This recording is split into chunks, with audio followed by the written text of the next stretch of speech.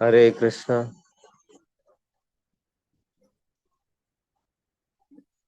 Hare Krishna.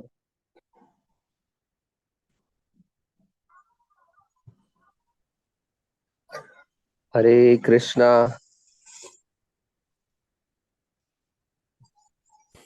Recording in progress. हरे कृष्णा। हरे कृष्णा। तो बहुत बहुत स्वागत है सभी का। तो जैसे कि हम लोग कुछ चर्चा कर रहे थे, अभी तो समय हो गया है, हम पिछले श्लोक का चर्चा कर रहे थे। जी तो अभी हम आज का श्लोक, आज का नया अध्याय स्टार्ट हो रहा है। जी। चर्चा करेंगे। डॉक्टर त्रिपाठी जी हमारे बीच में है, बहुत बहुत स्वागत है। और हम जैसे कि स्वागत करते हैं, तो उसी तरह से हरे कृष्णा कृष्णा कृष्ण हरे हरे, हरे हरे। हरे राम हरे राम राम हरे हरे राम राम हरे हरे। तो ये तरीका है, जैसे गांव हर जगह लोग ऐसे ही स्वागत करते थे पहले, एक अभिवादन करते हैं एक दूसरे का, तो ऐसे ही करते थे ना। हरे कृष्णा या राम राम, राम है राम। ना, राम राम जी। और सीताराम, है ना, जय श्री जय राम श्री या राम। जय सिया राम। ये हमारे जी कल्चर में पूरा था अंदर में। जी। हेलो हाय भी अब आ हो गए। गया। Hello hi, good morning, good evening. ठीक है, तो हम लोग स्टार्ट करते हैं। प्रभु जी से हम रिक्वेस्ट करते हैं कि वो उनका धन्यवाद भी कर देंगे कि उन्होंने समय निकाला है। हरे हरे कृष्णा। तो प्रभु जी, त्रिपाठी जी, प्रभु जी आप प्लीज स्टार्ट कर सकते हैं।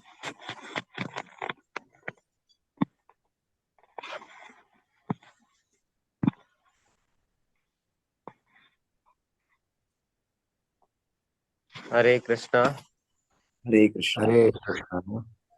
हरे कृष्णा प्रभु जी। हरे कृष्णा। कृष्णा। प्लीज। आप सभी का बहुत बहुत स्वागत है आज के इस सत्र में। और जी पहले आप सभी को प्रणाम निवेदित करता हूँ। आपके लिए अभय धन्यवाद। प्रभु अभय प्रभु को धन्यवाद देता हूँ, उनका आभार व्यक्त करता हूँ कि उन्होंने ये अवसर दिया कि वाणी को पवित्र करने के लिए। जो प्रभुपाद जी ने हम लोगों को बताया है उसको मैं दोबारा कह सकूं। तो आइए हम लोग सब न बिताते हुए तो आज 9th चैप्टर हम लोग को स्टार्ट करना है। तो हम लोग जी उसी से स्टार्ट करते हैं, ठीक है। तो पिछला चैप्टर क्या था? 8 में अध्याय का, अध्याय 8 का था, आखिरी हम्म, श्लोक था। हाँ, ठीक है, पर आठवां भगवत अध्याय। प्राप्ति। आखिरी श्लोक का 28 नंबर। भगवत प्राप्ति। ठीक है, कोई बात नहीं, अपन पहले मंगलाचरण कर लेते हैं, उसके बाद आगे बढ़ते हैं। जी ओम अज्ञानतिमिरान्धस्य ज्ञानाञ्जनशलाकया चक्षुरुन्मीलितं येन तस्मै श्रीगुरवे नमः। श्रीचैतन्यमनोभीष्टं स्थापितं येन भूतले स्वयं रूपा कदा मह्यं ददाति स्वपदान्तिकम्। वन्देऽहं श्रीगुरोः श्रीयुत्पदकमलं श्रीगुरून् वैष्णवांश श्रीरूपं साग्रजातं सहगण रघुनाथान्वितं तं सजीवं साद्वैतं सावधूतं परिजनसहितं कृष्ण चैतन्य देवं श्री राधा कृष्ण पादान् सहगण ललिता श्री विशाखान्वितांश। हे कृष्ण करुणा सिंधु दीनबंधु जगतपते गोपेश गोपिका कांत राधा कांत नमोस्तुते। तप्त कांचन गौरांगी राधे वृंदावनेश्वरी वृषभानुसुते देवी प्रणमामि हरिप्रिये। वाञ्छाकल्पतरुभ्यश्च कृपा सिन्धुभ्य एव च पतितानां पावनेभ्यो वैष्णवेभ्यो नमो नमः। नमो विष्णुपादाय कृष्णप्रेष्ठाय भूतले श्रीमते भक्ति वेदांत स्वामिन्निति नामिने। नमस्ते सरस्वते देवे गौरवाणी प्रचारिणे निर्विशेष शून्यवादी पाश्चात्य देश तारिणे। श्री कृष्ण चैतन्य प्रभु नित्यानंद श्री अद्वैत गदाधर श्रीवासादि गौर भक्त वृंद। हरे कृष्ण कृष्ण कृष्ण हरे हरे, हरे राम राम राम हरे हरे। तो आप सबका बहुत बहुत स्वागत है आज के इस सत्र में। तो सत्र की शुरुआत जो है वो पिछले अध्याय से ही होगी। अध्याय 8 में अर्जुन ने कितने प्रश्न पूछे थे?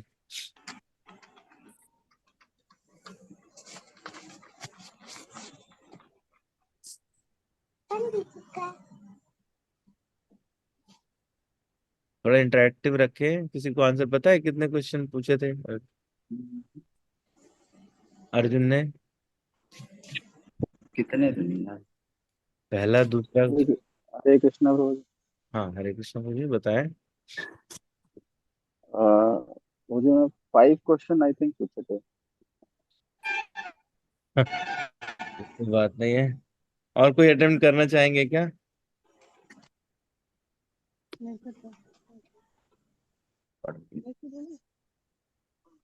दो भगवान ने पहले, अर्जुन ने दो श्लोक कहे ना शुरू में, जी। हैं? तो उनमें अर्जुन ने प्रश्न पूछे। तो वो कितने प्रश्न थे? किम अध्यात्मम, ना कितनी बार किम आया था? याद है किसी को? नहीं। नहीं। अच्छा प्रभु जी, मेरे को लगता है कि क्योंकि नंबर तो याद नहीं होंगे मुझे लगता है। अगर आप अभी ऐसे ही पूछिए कि कौन अभी कौन से प्रश्न पूछे थे, कोई हाँ, एक एक प्रश्न बता जी सकते जी हैं सब। हाँ, जी चलिए जी ऐसा जी कर लीजिए। तो अपना इजी नंबर कर भी याद दीजिए। हो जाएंगे।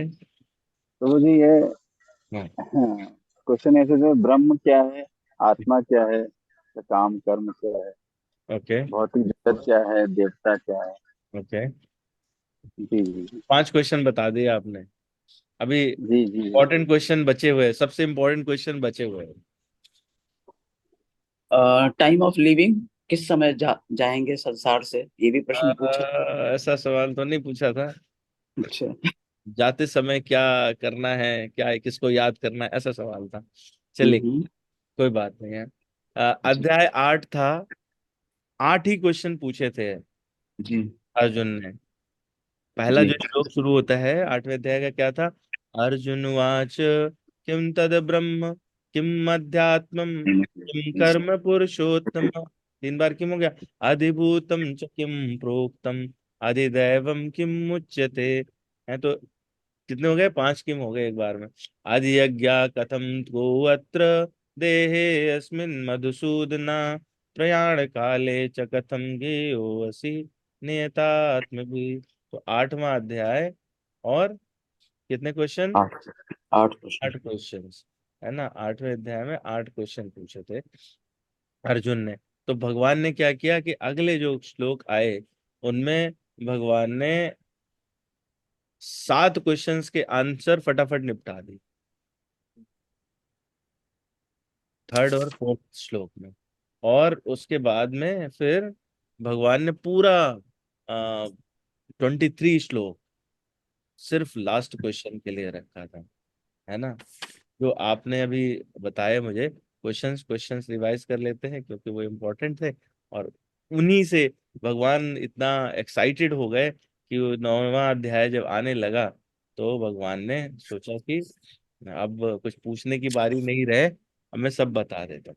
तो पहला क्वेश्चन था ब्रह्म क्या है, दूसरा आत्मा क्या है, तीसरा कर्म क्या है, चौथा यह भौतिक जगत क्या है, पांचवा देवता क्या है, छठा यज्ञ का स्वामी कौन है, सातवां वह शरीर में कैसे रहता है, और आठवां मृत्यु के समय भक्ति में लगे रहने वाले आपको कैसे जान पाते हैं। तो ये जो 8वां क्वेश्चन था इसका जी आंसर पूरे उसमें दिया। तो भगवान जो है वो बड़ी गूढ़ बातें बताने लगे और बताते बताते उनको जो है फिर इतना एक्साइटेड हो गए भगवान ने कि अर्जुन के कुछ और पूछने का वेट नहीं किया, और नए नए 9th अध्याय पर भगवान जंप कर गए। तो ये कुछ इस प्रकार का प्रारूप था।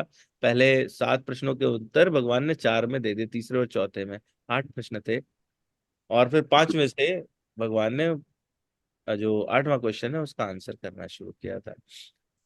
जो 9th चैप्टर है ना, वो है basically back to God.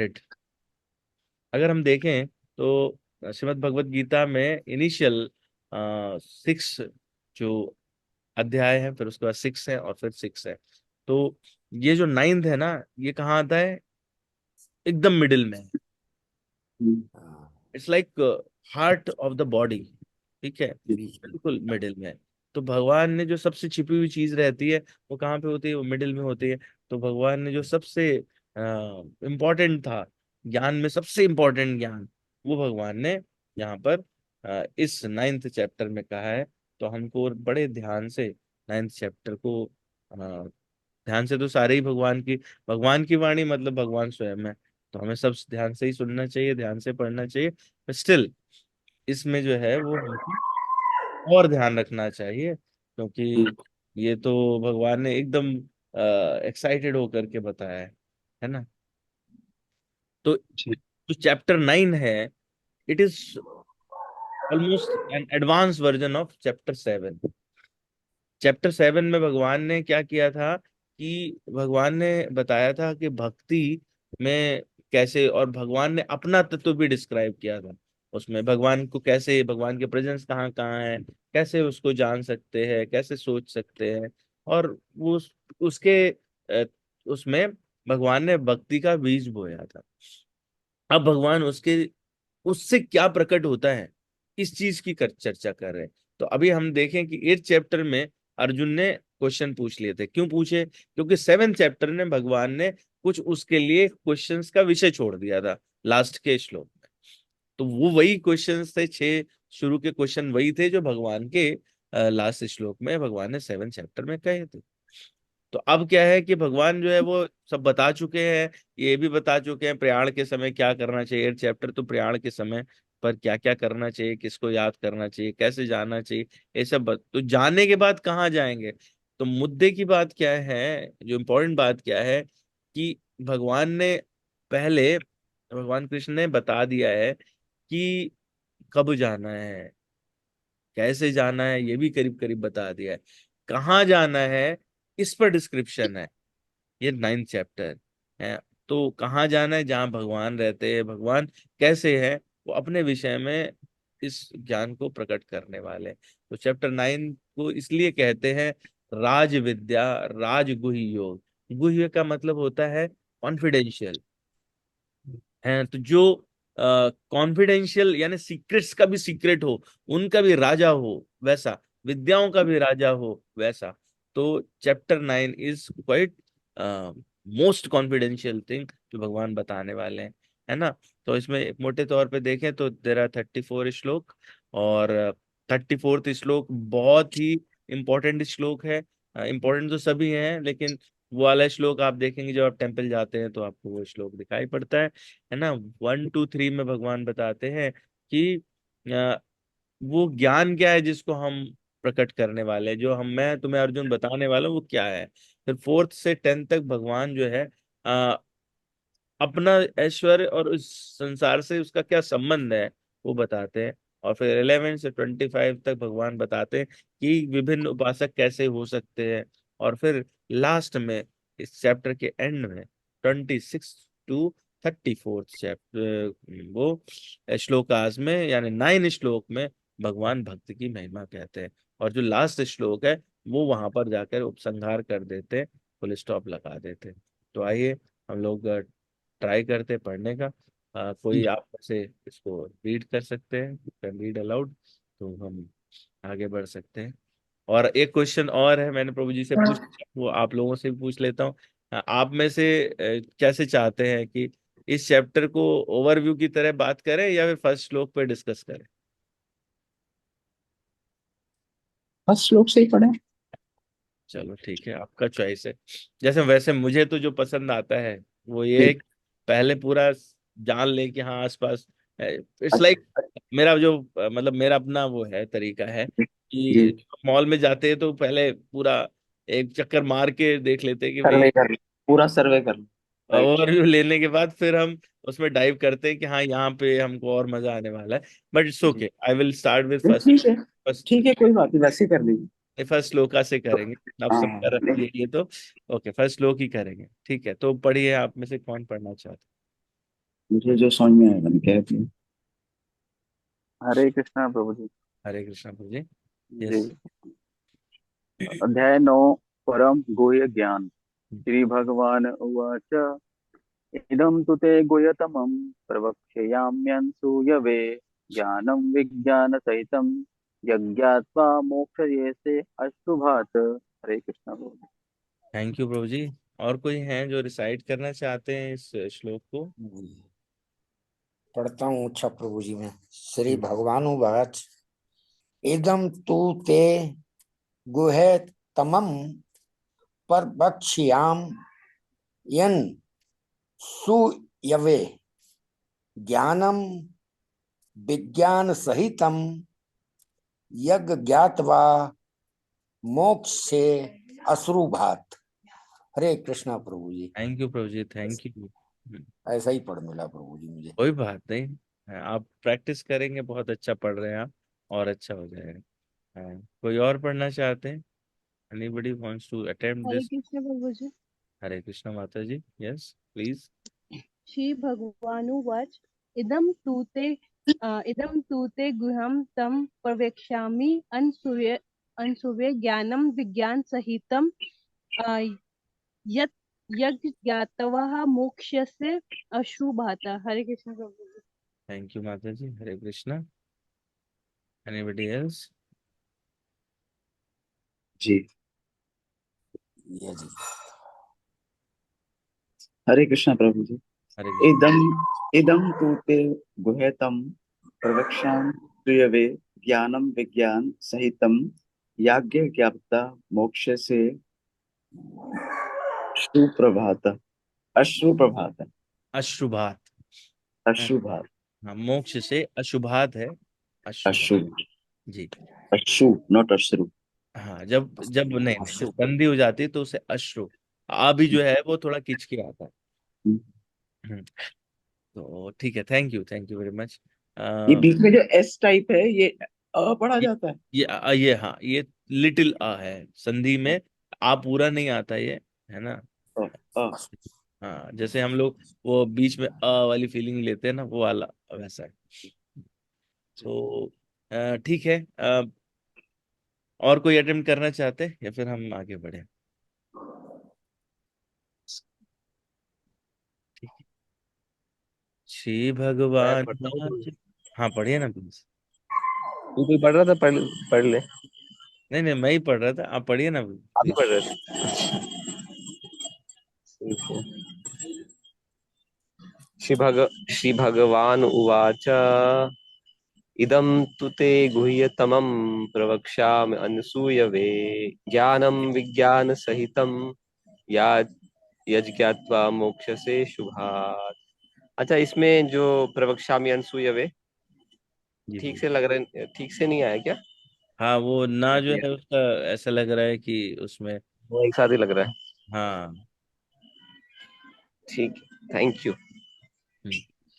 Thank you प्रभु जी। तो श्री भगवान वाच, इदं तु ते गुह्यतमं प्रवक्ष्याम्यनसूयवे, ज्ञानं विज्ञान सहितं यज्ञात्वा मोक्ष से यश्रुभात्। तो भगवान जो है वो अर्जुन से खुद ही कह रहे हैं यहाँ पे। भगवान ने क्या क्या कहा?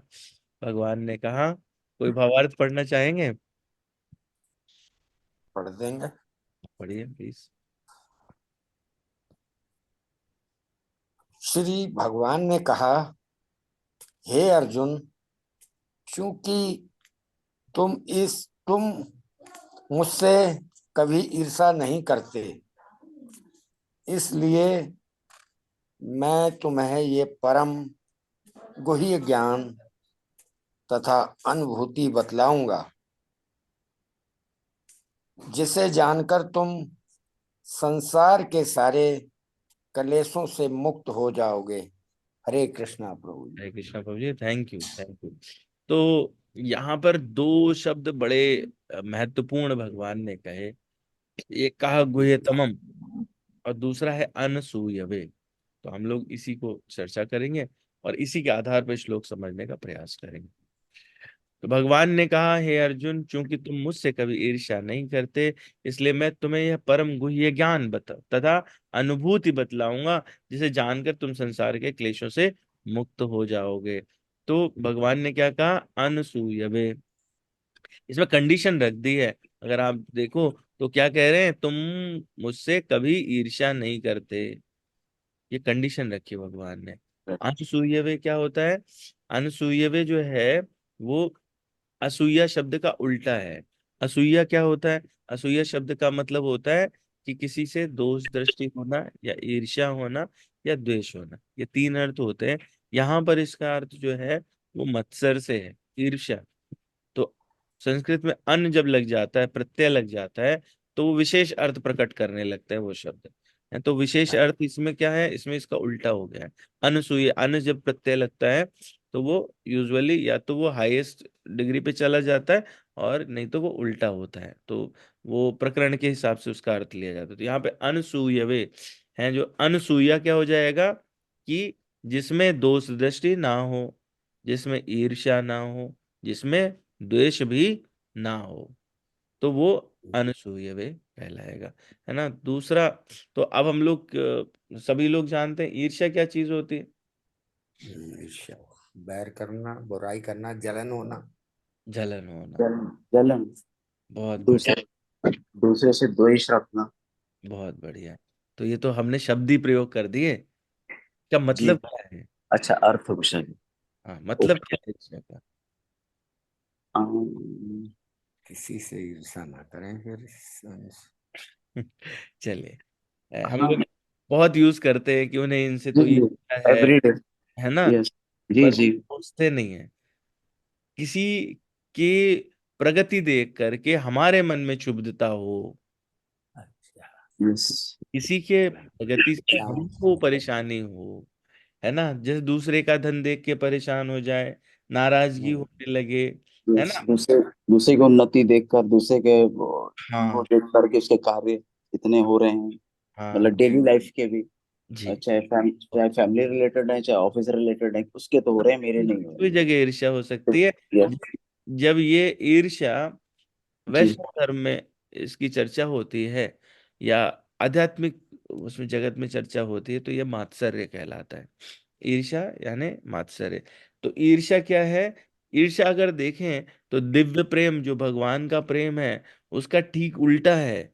इसीलिए वैष्णव लोग कहते हैं कि मात्सर्य जो है वो बहुत बड़ा बाधक है प्रगति में, भगवान से प्रेम में, है जो भगवान का दिव्य प्रेम है उसको प्राप्त करने में।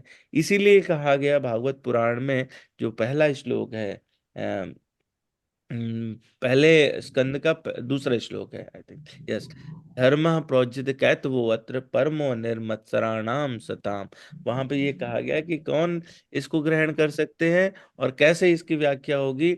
जो लोग निर्मत्सर हैं, जिनको ईर्ष्या नहीं है, वो इसके अधिकारी हैं। तो भगवत ज्ञान जो है वो मतलब बताना ये चाहते हैं कि भगवत ज्ञान उन लोगों को मिलता है जो ईर्ष्या रहित होते हैं, जिनको ईर्ष्या किसी से होती नहीं है। तो ये संकेत कहा गया। अब ये जो ईर्ष्या है, ईर्ष्या क्या है? एक प्रकार का विकार है। 6 विकार होते हैं: काम, क्रोध, लोभ, मोह, मद और अहंकार। मात्सर्य। ये 6 है ना। और ये 5 प्रकार के दुखों के रूपांतरण होते हैं: अज्ञान, विस्मृति, आत्मावशोषण, मोह और ईर्ष्या। तो सेकंड चैप्टर में 62 63 श्लोक में हमने आपने पढ़ा है, वहां पे भगवान बताते हैं, संगात संजायते कामा, कामात क्रोधो अभिजायते, क्रोधो भवति सम्मोहा, सम्मोहात स्मृति विभ्रमा, स्मृति भ्रंश बुद्धि नाशो, बुद्धि नाशात प्रणश्यति। क्या होता है कि भौतिक आसक्ति से वासना विकसित होती है, वासना से क्रोध, और क्रोध से मोह प्रकट होता है, और मोह से स्मृति का नुकसान होने लगता है, और बुद्धि नष्ट हो जाती है, व्यक्ति पागल हो जाता है, उल्टा पुल्टा बात करता है। और उससे क्या होगा? उससे जब बुद्धि नष्ट हो जाएगी तो ईर्ष्या करने लगेगा। तो मूल में क्या हुआ? मूल में है वासना, भौतिक आसक्ति, जहां से उत्पत्ति हो रही है ईर्ष्या की। ईर्ष्या जो है, ऐसे देखें तो जो फाइनल रिजल्ट आ रहा है दुख, उसमें सब जगह ईर्ष्या लगी रहती है ना। अज्ञान, पाप करने की इच्छा, पवित्र कार्य करने की इच्छा, ये सब ईर्ष्या के अंतर्गत आते हैं। कई बार आप देखते हैं ना, सूक्ष्म रूप से देखें तो बहुत बार होता है, जब जैसे कहीं आरती हो रही होती है तो लोग एक दूसरे को धक्का दे, बोले लाओ लाओ हमें लाओ। वो भी ईर्ष्या है, मात्सर्य है। लोग धक्का नहीं देना चाहिए। क्यों? क्योंकि हम चाहते हैं, वो क्यों कर रहे हैं? हमको करना है। ये जो भोग की इच्छा है, हमारे संसार में भोग की इच्छा है, ये भी भगवान से ईर्ष्या के कारण है। इसका वर्णन है ना। तो जो वैष्णव धर्म है, वैष्णव धर्म क्या कहता है? कि दूसरे के दुख से दुखी हो, दूसरे के सुख से प्रसन्न हो, है। तो इसीलिए जो महाप्रभु का शिक्षाष्टकम है, उसमें कहा गया, तृणादपि सुनीचेन तरोरपि सहिष्णुना अमान ना मान देन कीर्तनिया सदारे। कौन कीर्तन कर सकता है? जो घास के तिनके से भी ज्यादा विनम्र है। रास्ते में पड़ा है, कोई इसको कुचल के निकल जाता है, हवा के वेग से वो ऊपर चला जाता है, जहां जाता है वहां की तरह हो जाता है, अपना कोई मान नहीं रखता। पेड़ से भी अधिक सहनशील है। कैसे सहनशीलता है? बहुत डिस्कशन हो सकता है थोड़े में। कि किसी पेड़ को देखा है, फलदार वृक्ष को हम लोग देखते हैं कि पेड़ पे फल है लगा हुआ, मीठा फल है, और हम उसको पत्थर मारते, बदले में क्या देता है? मीठा फल दे देता है। तो खुद कष्ट सह करके भी दूसरों को सुख पहुंचाना, वो किसका काम है? वो काम है वैष्णवों का, वो काम है भक्तों का। और वही व्यक्ति भगवान के पवित्र नाम जप करने का योग्य रहता है। तो जो व्यक्ति ईर्ष्या से रहित है, वही धन, भौतिक सौंदर्य अ, आदि का झूठा घमंड नहीं करता। उसकी तुलना किससे की गई? घास के तिनके से की गई है। जो इस तरह के व्यक्ति होते हैं, जो निर्मत्सर व्यक्ति है, गैर ईर्ष्यालु व्यक्ति है, जिसमें ईर्ष्या नहीं है, वो दूसरे के सुख में सुख पाता है, दूसरे के दुख से दुखी होता है, सभी को सम्मान देता है। क्यों? क्योंकि वो हो जाता है पंडिता समदर्शना, है ना। वो सब में भगवान के दर्शन करता है और सबको सम्मान देता है। उसकी जो विशेष वो है, वो क्या रहती है? वो दया करेगा, वो वैष्णवों के चरण कमलों की सेवा करेगा, भक्तों का आदर देगा ना। तो अपने स्वभाव से जो व्यक्ति ईर्ष्या रहित होता है, उसमें ये सारी क्वालिटीज आ जाती है। इसीलिए जो कहा जाता है कि अ, ईर्ष्या नहीं होना चाहिए, निर्मत्सर होना चाहिए, है ना। तो ईर्ष्या यानी मात्सर्य, ये प्रेम के संबंध में बाधा डालता है। जब हमारे हृदय में किसी के प्रति ईर्ष्या की भावना आ जाती है, तो हम उस व्यक्ति में क्या करते हैं? दोष ढूंढने लगते हैं। और जब ईर्ष्या होती है तो आदान प्रदान दर्शन नहीं होगा, अंदर से बैठे रहते हैं ना सामने, बोले अरे हाँ बड़ी बड़ी डींगियां हाँ करे ये तो, हाँ ठीक है, ये तो ईर्ष्या के कारण उसकी बात ही अंदर तक नहीं जाती। उसकी बात ही अंदर तक नहीं, जो कुछ कन्वे करना चाहता है, जो भावना उस विचार में चल रही है, जो सेंटेंस में भावना चल रही है, वो सामने वाले के हृदय तक नहीं पहुंचती, क्योंकि हृदय से तो आदान प्रदान हो ही नहीं रहा। वहां तो मात्सर्य का पर्दा पड़ा हुआ है, वहां ईर्ष्या है।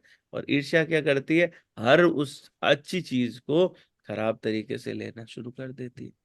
इसीलिए भगवान ने क्या कहा? भगवान ने कहा कि तुम कैसे हो? मात्सर्य रहित हो, तुम निर्मत्सर हो, इसलिए तुम इस ज्ञान के योग्य हो, तुमको ये ज्ञान इसलिए मिल ना। तो तो बहुत सुंदर चर्चा है रामचरितमानस में भी ईर्ष्या की। मैं पूरा आपको उसका अर्थ नहीं बताऊंगा, बट मानस रोग, जो स्वामी जी प्लीज म्यूट कर लेंगे क्या पीछे से?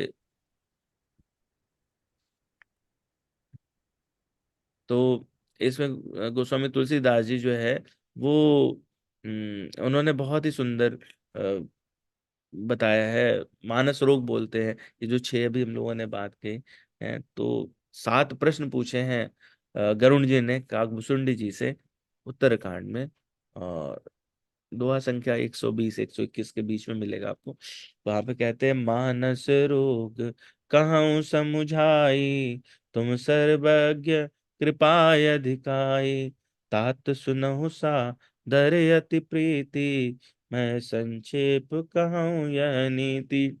मैं तुमको बताता हूँ मनुष्य के असली रोग क्या है। असली रोग वो नहीं है जो हो रहा है कि हार्ट डिजीज हो गया, ये हो गया। ये तो क्या शारीरिक बाधा है, अंदरूनी वो ये सारे विकार है।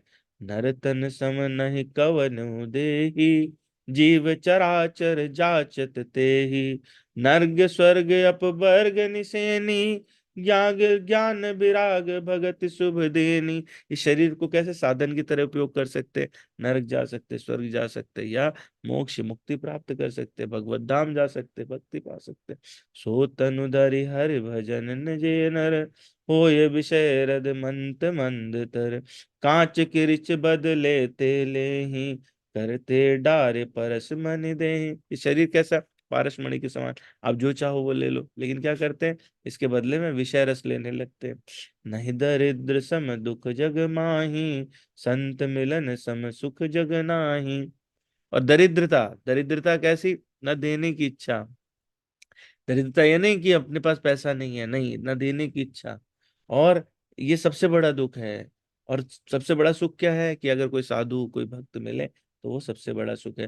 पर उपकार बचन मन काया, संत सहज स्वभाव खगराया, संत सहाय दुख पर हित लागी, पर दुख हेतु ये संत अभागी, भूज तरु सम संत कृपाला, पर हित नित सह विपति विशाला, सनीव खल पर बंधन करई, हाल कढ़ाय विपत्ति सही मरई।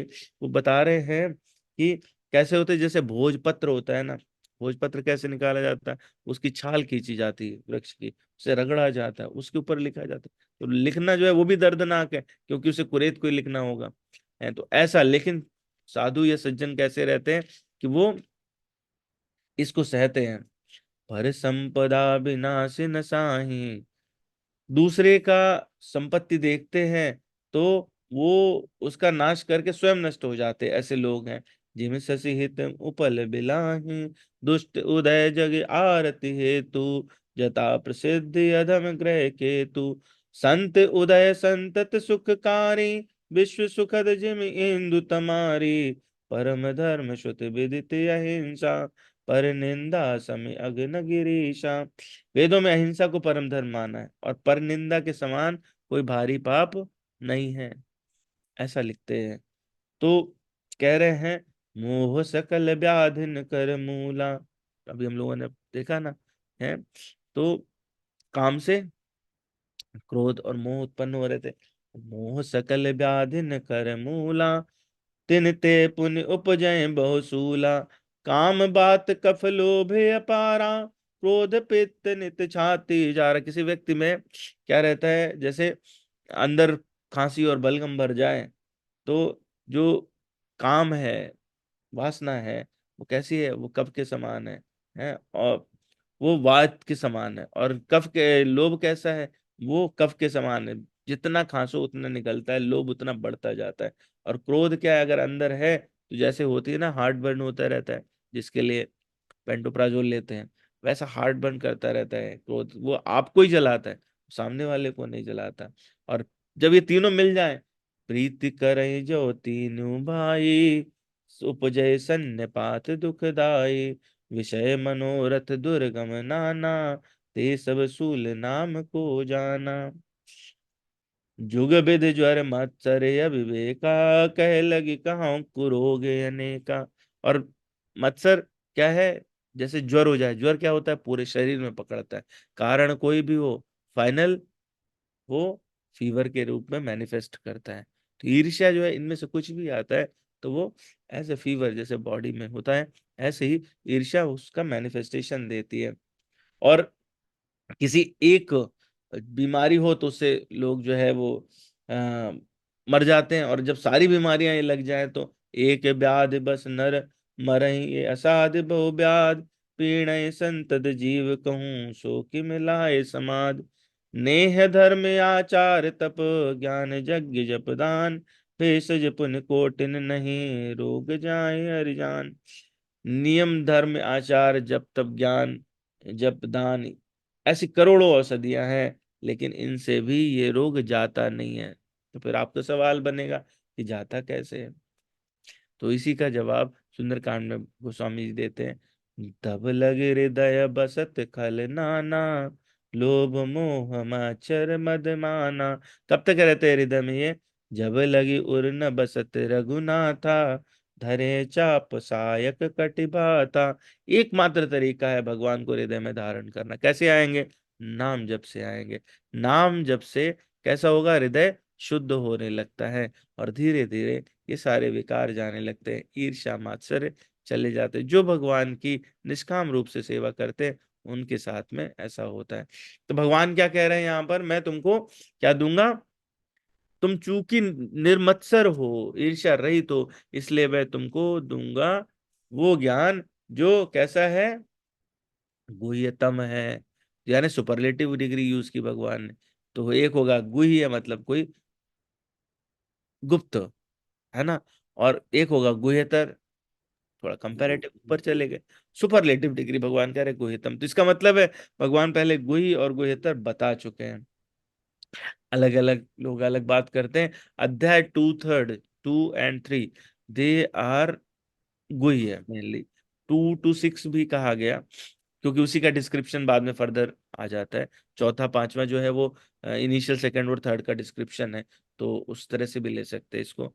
तो जो सीक्रेट नॉलेज है वो कहाँ पर है? सेकंड और थर्ड में। और भगवान ने उसको कैसे बताया? कर्मयोग की तरह बताया। फिर गुह्यतर, उससे ऊपर सातवां आठवां जो आपने अभी जिसको पढ़ा, वो उसमें क्या है? मेनली चर्चा ज्ञान योग की। और फिर फाइनली भगवान बता गुह्यतम, ये कौन सा अध्याय? 9, जिसमें भक्ति योग की चर्चा है।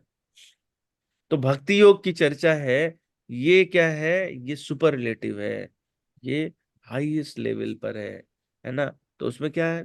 पहले वाले में बताया था कर्मयोग, धर्म क्या है, ज्ञान क्या क्या रहता है। गुह्यतर क्या है? जिसमें आत्मज्ञान पता चला आपको, है ना, तो उसी को तो हम कहते हैं ज्ञान योग। और गुह्यतम क्या है?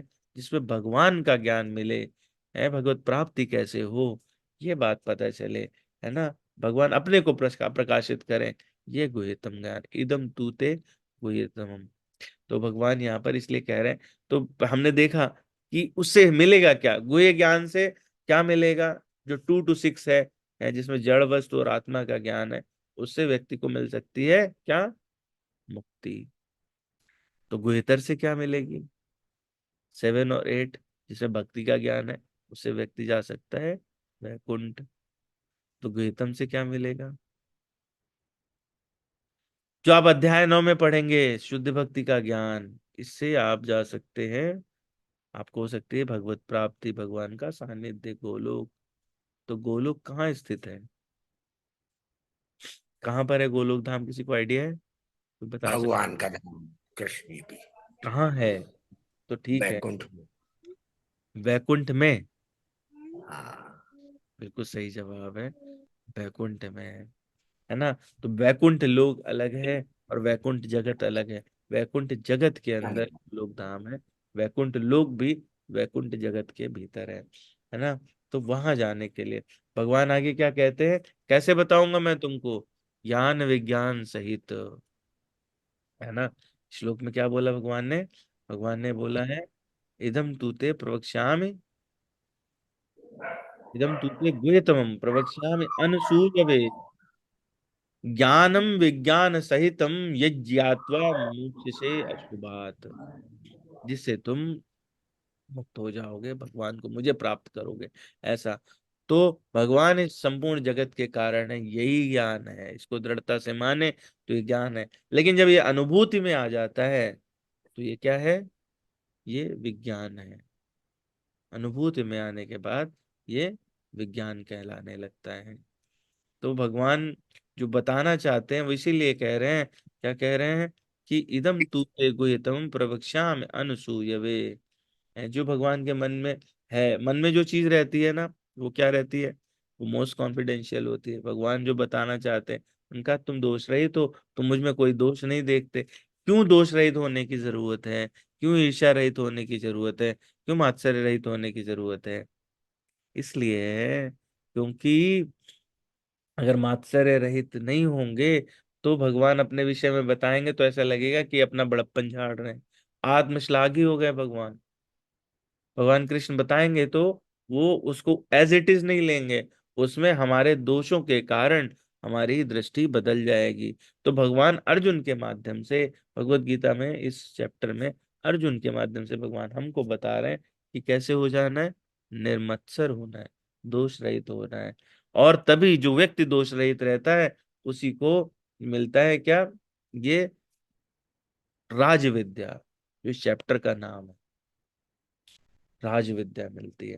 तो ये बहुत ही गोपनीय तत्व है, तो ये सबके सामने नहीं कहा जा सकता। उसी से कह सकते हैं ना, जो हार्ट टू हार्ट बात करे, जो अपने को वैसे ही समझे जैसे हम हैं, तो हम कुछ भी अपने बारे में बताएंगे तो उससे वो प्रसन्न होता है।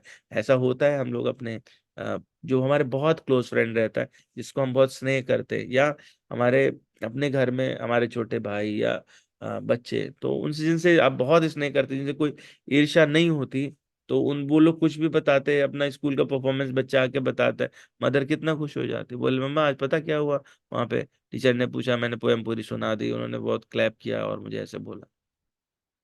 परंतु कोई व्यक्ति जिससे आप ईर्ष्या करते हो वो ऐसा बोले, बोले अच्छा बड़ी डींगे हाँक रहे हैं, इनके बारे में तो हम सब जानते हैं, ये तो ऐसा कर पाएंगे क्या, नहीं, ऐसी बात सोचते हैं।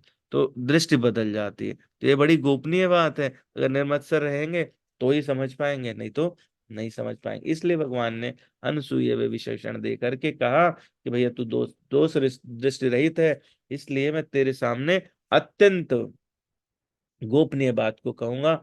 और कैसे कहूंगा, भगवान कह सकते थे वक्ष्यामि, वक्ष्यामि के मतलब कहूंगा, प्रवक्ष्यामि, बहुत अच्छे से बताऊंगा, पूरा बताऊंगा, बिल्कुल कुछ छोड़ूंगा नहीं, तू टेंशन मत ले, तो अच्छे से सुनो क्योंकि तुमको कोई दोष नहीं है ना। मैं साफ साफ बताऊंगा, आप कोई इसमें इतना रहस्यमय होने पर भी ये तुमको प्रकट हो जाएगा, इसलिए भगवान कहते हैं प्रवक्ष्यामि।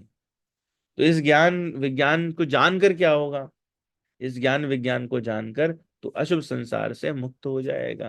क्यों? क्योंकि ये ज्ञान विज्ञान ही राजविद्या है, राजगुही है। तो जो इसमें श्रद्धा नहीं करते, विश्वास नहीं करते, वो बार बार आते हैं, जन्म लेते हैं। आगे के श्लोक में आएगा, मृत्यु संसार वर्तमनी, आते रहते हैं बार बार। तो इसी पूरे प्रोसेस को प्रभुपाद जी बताते हैं कि जो जो भक्त भगवान के विषय में अधिकाधिक सुनता है, तो वो आत्म प्रकाशित हो जाता है। क्यों? क्योंकि भगवान जो उसके अंदर बैठे हैं, ये प्रथम चैप्टर फर्स्ट स्कंद में इसकी चर्चा है कि श्रवण विधि क्या होता है, कि उससे हृदय में श्रवण रंध्र के द्वारा वो वाणी जाती है, भक्तों की वाणी जाती है। और भगवान वहां पर जो हमारे हृदयस्थ भगवान है बैठे हैं, तो वो धीरे धीरे उसका मनोधर्म बदलते रहते हैं और वो व्यक्ति निर्मत्सर होता जाता है। प्रभुपाद जी लिखते हैं उसमें कि ये श्रवण विधि श्रीमद् भागवत में इस प्रकार अनुमोदित है, भगवान के संदेश शक्तियों से पूरित हैं, जिनकी अनुभूति तभी होती है जब भक्तजन भगवान संबंधी कथाओं की परस्पर चर्चा करते हैं। आगे हम लोग टेंथ चैप्टर में पढ़ेंगे, है ना, कि बोधयंती कथयंती, तो वो कहते हैं और उसे बोध होता है, और वो फिर वो आनंदित होते हैं परस्पर एक दूसरे से। क्यों? क्योंकि ये अभूतपूर्व विज्ञान है, ज्ञान भी है और विज्ञान भी है। तो भक्तगण भगवान की सेवा में हमेशा लगे रहते हैं, और जो व्यक्ति कृष्णा भावना भावित होता है उसे वे भक्तों के सानिध्य में कृष्ण विद्या को समझने की बुद्धि प्रदान करते हैं। तो पपट में एक बात और बड़ी साफ कहते हैं भगवान, वो ये कह रहे हैं कि आप ये जब लगातार सेवा में लगे रहेंगे, प्लस में क्या है एडिशनल बात, कि भक्तों का सानिध्य होना चाहिए। Association is very important. Association रहेगा तभी आपको उस विद्या को समझने की बुद्धि भगवान प्रदान करते हैं। श्रवण हुआ, भक्तों का संग हुआ, सेवा में लगे रहे, तीन बातें। तो उससे क्या होगा, भगवान बुद्धि ऐसे प्रदान करते। भगवान ने आगे हम लोग पढ़ेंगे, ऐसा आता है, भगवान कहते हैं मैं बुद्धि भी मैं ही देता हूँ। तो भगवान की जो चर्चा है वो इतनी इतनी ज्यादा पावरफुल है, इतनी ज्यादा वो चेंज करने वाली है कि अगर किसी को ऐसी संगति मिल जाए तो इस ज्ञान को वो उसको प्राप्त होना शुरू हो जाता है, और वो इसको अगर आत्मसात कर ले तो वो आत्म साक्षात्कार की दिशा में, यानी सेल्फ रियलाइजेशन की दिशा में अवश्य प्रगति करेगा। तो ये बात जो है इसमें प्रभुपाद जी ये भी कहते हैं कि ये 9th जो चैप्टर है वो क्या है, अनन्य शुद्ध भक्ति का वर्णन है, कैवल्य भक्ति, जिसमें कोई भी डिजायर नहीं है, डिजायरलेस, निष्काम।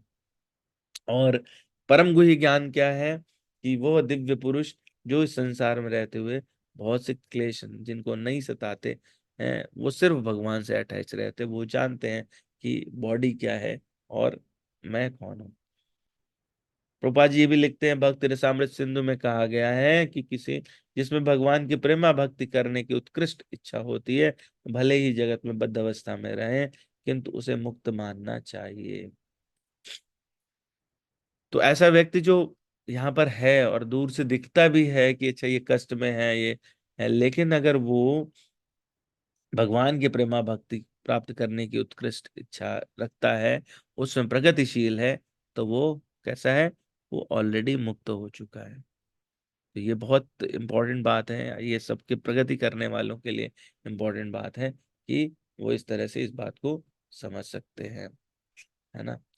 तो हम लोगों को इससे ये बात समझनी चाहिए कि भगवान ने हमको कई सारी शिक्षाएं दी इस श्लोक के माध्यम से। एक तो यही कि ये जो इसमें बता रहे हैं भगवान इस चैप्टर में, वो बहुत ही ज्यादा कॉन्फिडेंशियल चीज है।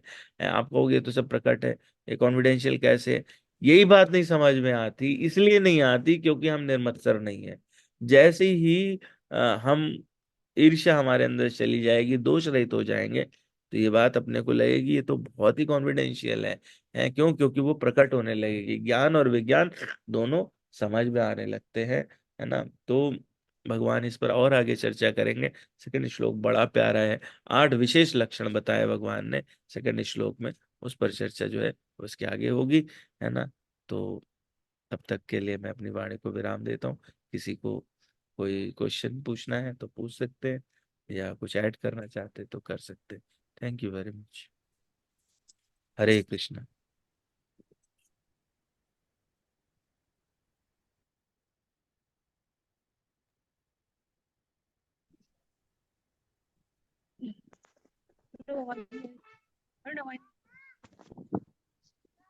हरे कृष्णा प्रभु जी।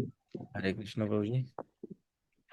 थैंक यू सो मच प्रभु जी। एंड जो अंडरस्टैंडिंग है प्रभु जी वो ये है कि जैसे कि आपने बताया कि जब तक परम ज्ञान जो है वो भक्ति योग का ज्ञान है, लेकिन पढ़ना शुरू से पड़ेगा। स्टार्टिंग शुरू से करनी पड़ेगी। जब तक जड़ वस्तु आत्मा का ज्ञान नहीं होगा तब तक वो व्यक्ति भक्ति को अच्छे से अंडरस्टैंड नहीं कर सकता। इस प्रकार जैसे कुछ लोग होते हैं जो बहुत ज्यादा डिबेट करते हैं, ये क्या है वैसा क्या है, जिनको बहुत थोड़ा सा ज्ञान होता है। तो अगर किसी भी विषय में जानना है और अगर आगे बढ़ना है तो किताब को पूरा पढ़ना पड़ेगा। स्टार्टिंग से ही स्टार्टिंग करनी है, तो फिर क्वेश्चन कहीं से भी आए तो विद्यार्थी उसमें फेल नहीं होगा। तो जो आपने बताया कि एक प्रोसेस से चलना चाहिए, एक से लेकर जब हम स्टार्टिंग प्रोसेस से चलेंगे तब हम चीज को समझ पाएंगे अच्छे से। हरे कृष्णा प्रभु जी। थैंक यू प्रभु जी, आपने बात को समराइज कर दिया। और इसी को तो वैदिक भक्ति कहते हैं कि एक सिस्टम जो दिया गया गुरु परंपरा से उसको फॉलो करना, है ना।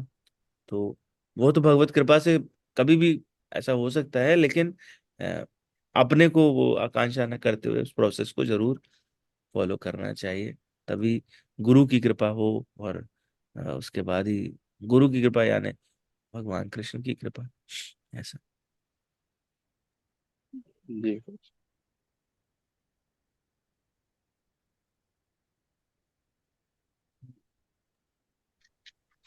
हरे कृष्ण प्रभु जी। हरे कृष्ण माता जी।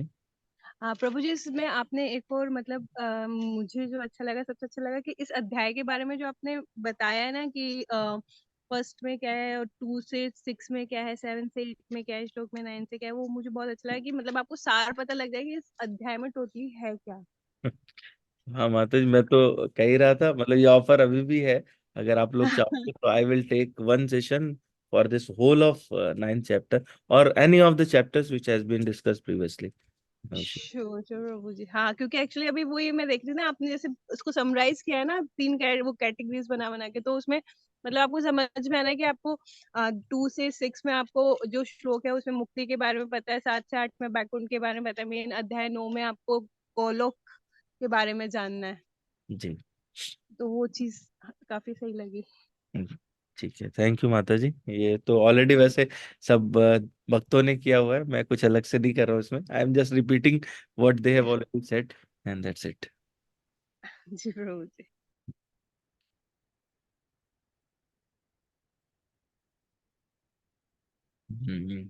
ठीक है, आई थिंक किसी का कोई क्वेश्चन नहीं है। एवरीबडी इज सो साइलेंट, या फिर ऐसा मैंने कुछ बता दिया जो बताने लायक नहीं था, अजीब था। ऐसा कुछ नहीं प्रभु जी, उस पर सोच रहे हैं बस, मनन मनन करना होगा ना थोड़ा सा।